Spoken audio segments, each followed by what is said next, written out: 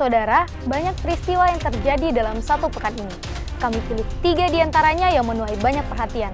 Bersama saya Takasi Maya, inilah 3 berita populer pekan ini.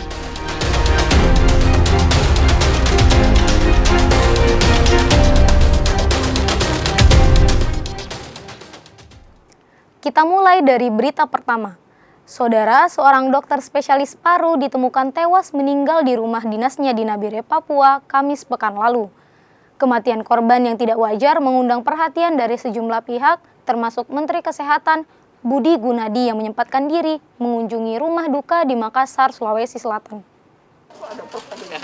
Tiba di rumah duka di Jalan Manduruki, Makassar, Sulawesi Selatan, Menteri Kesehatan langsung bertemu dengan keluarga Dr. Marwati yang tewas di rumah dinasnya di Nabire, Papua. Selain memberikan penghargaan tanda jasa, Menteri Kesehatan pun turut menyampaikan berbelasungkawa. Sementara itu terkait kematian korban yang dinilai tidak wajar, Budi Gunadi akan meminta Polri dan TNI untuk memberikan rasa aman kepada petugas kesehatan. Dan kasus kematian Dr. Marwati, Budi Gunadi memastikan polisi akan mengusut tuntas kasus ini secara terbuka. Tadi sampaikan ke keluarga bahwa pemerintah Kemenkes akan bekerja sama dengan kepolisian untuk memastikan bahwa penelitian dilakukan dengan transparan, terbuka, tidak ada yang ditutup-tutupi mengenai kasus ini.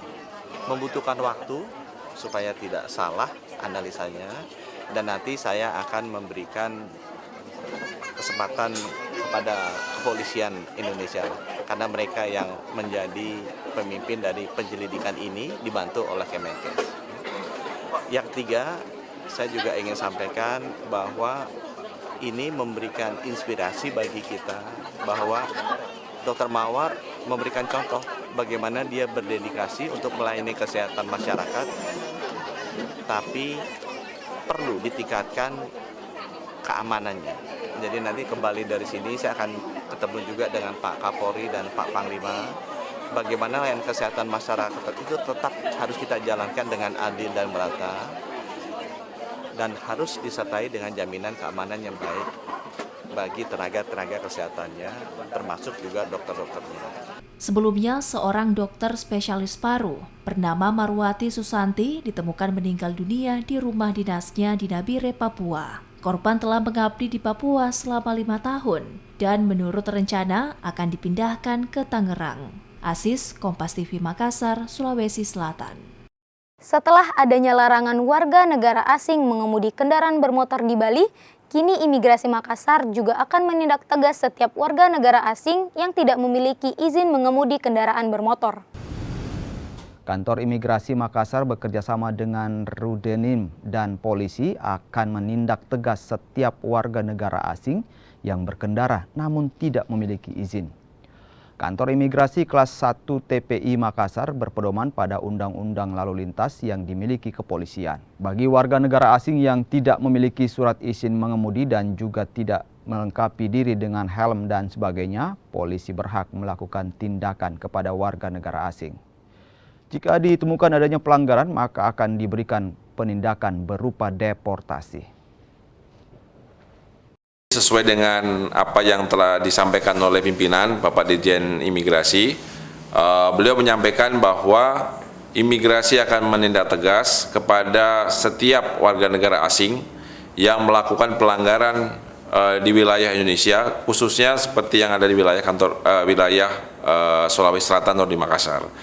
Jadi apabila kita memberikan pelayanan sekaligus sebagai juga penegakan hukum, apabila ditemukan adanya pelanggaran keimigrasian yang dilakukan oleh warga negara asing, kita tidak ragu, tidak segan untuk melakukan tindakan hukum pada yang bersangkutan. Kita ke informasi terakhir, kuliner khas Timur Tengah menjadi salah satu menu pilihan saat berbuka. Momen ini pun dimanfaatkan sejumlah hotel di Makassar dengan menawarkan menu paket berbuka ala Timur Tengah. Momen Ramadan dimanfaatkan dengan menawarkan paket khusus berbuka puasa. Menu khas Timur Tengah seperti shawarma atau kebab hingga kambing guling menjadi salah satu sajian menyambut Ramadan. Selain kuliner Timur Tengah, tak ketinggalan menu khas daerah seperti sate, coto Makassar, hingga beragam takjil. Untuk satu paket all you can eat, ditawarkan mulai Rp178.000 per orang dan sudah bisa menikmati 200 jenis menu berbuka puasa yang berbeda. Buka puasa all you can eat itu mulai dari 155.000 dan saya yakin itu masih terjangkau ya untuk warga Makassar untuk buka puasa sepuasnya. Kemudian paket kamar juga mulai dari harga 399.000. Ya. Itu juga sudah mulai banyak reservasi. Nah, ini karena Ramadan itu tingkat okupansinya memang agak rendah. Jadi kita kasih selalu harga spesial. Setiap Ramadan mereka lebih nyari sate. Selain sate, kita ada kambing guling. Terus ada kebab, kebab atau shawarma, kan itu sudah jadi incaran gitu. Setiap mereka datang, antrian itu paling di shawarma, kambing guling atau sate. Hadirnya beragam kuliner berbuka puasa diharapkan mampu menarik minat pengunjung sekaligus mengantisipasi turunnya okupansi hotel selama Ramadan. Nila Rustam, Kompas TV, Makassar, Sulawesi Selatan. Itulah tadi 3 informasi dalam berita populer pekan ini. Saudara, situasi memang terus membaik namun tetap waspada karena COVID-19 masih ada. Vaksinasi lengkap dan booster untuk perlindungan sempurna demi imunitas kita semua. Saya Takasih Maya, terima kasih dan sampai jumpa.